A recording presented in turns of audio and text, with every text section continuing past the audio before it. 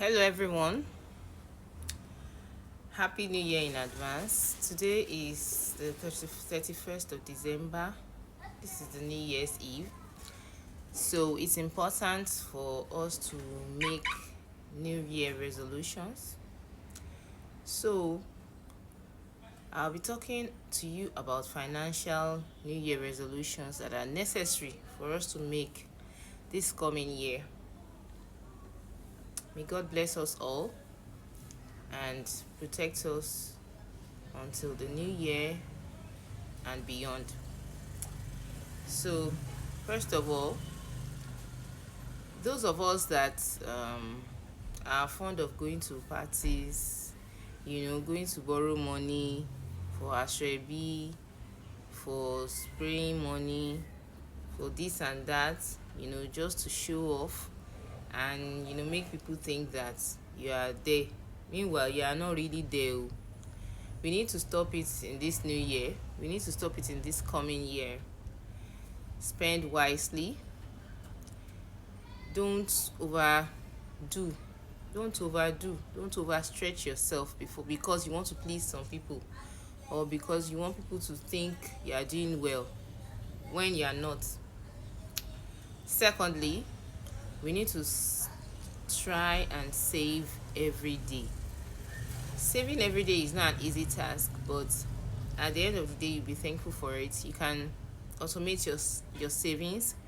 For example, you can use apps like PiggyVest or apps like OPay to automatically save money, whereby the money is being deducted from your main account.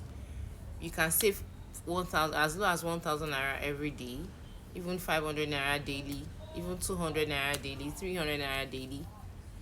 But for best results, you can start with 1,000 naira daily. If you have more than that, you can save 2,000 daily, 3,000 daily. You can even save for your kids. You can save like 1k for your kids or 500 for your kids. This type of savings does not require you to put the money there by yourself. The money is being taken automatically, just like you're paying tax. When you pay tax, when the tax is being deducted from your salary or from whatever account, automatically, and you might not even know when it's going to be deducted. So the same thing goes for this type of savings where the money is being deducted automatically. Imagine if you save 1,000 naira every day. At the end of the year, you'll be having over 300,000 naira in savings, which you can add to your house rent, your school fees, or whatever expenses you need. Some people actually eat more than that amount every day. In fact, not even eat. Some people make sure that they drink malt every day. Some people eat shawarma every day. There are some people smoke every day. If you that money that you're using to buy smoke, if you convert it to savings, if you just quit smoking, or you just quit drinking alcohol, and you convert it to savings, then you're going to be happy for it at the end of the day. All this money we spend every day, we buy snacks, we buy this. I know it's not easy in this present Nigerian economy to save money. It's not easy at all, because you want to buy ordinary toothpaste, you are spending 2,500 naira for just one toothpaste, not 1 dozen. You want to buy soap, bathing soap, you are spending 1,000 naira, 1,500 naira for bathing soap. You want to buy bread, you want to buy butter. Your salary does not even cover the expenses for the month. But you just have to be disciplined and try as much as possible to save as little as possible every day, and cut your coat according to your sizes. You don't have to buy all the clothes you see. Maybe you see something that you really like. You have to know what you want versus what you need. There are some things that you do not need them. You might have enough clothes, so you don't need to buy new clothes. You might have enough shoes, even some household items that people just buy randomly. Like, let's say, okay, blender is you need blender at home. Let's say you just saw a pot, a very fine set of pots, and you just think, oh, I don't want to miss this. but you need to pause for 24 hours and think, okay, don't let me buy it now, let me wait for 24 hours. If I still really feel the urgency to buy this, then I'm going to buy it. But you find out that most things that you have the urgency to buy, after 24 hours the urgency goes away, and you just think, thank God I didn't buy this thing. Just pause and wait. Don't rush to buy things. Don't rush. Don't say, and don't let someone come and tell you that, it will soon finish. They will buy it. They are rushing it. They will finish buying it.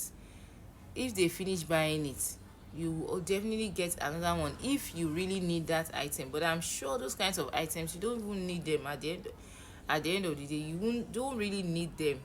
It's just luxury. There are many things you buy that are luxury, but we can always do without them. The more important things are food. Even it's not all food that is necessary. So sometimes you're not just hungry and you just see something and you just say, let me buy. At the end of the day, that thing might even waste.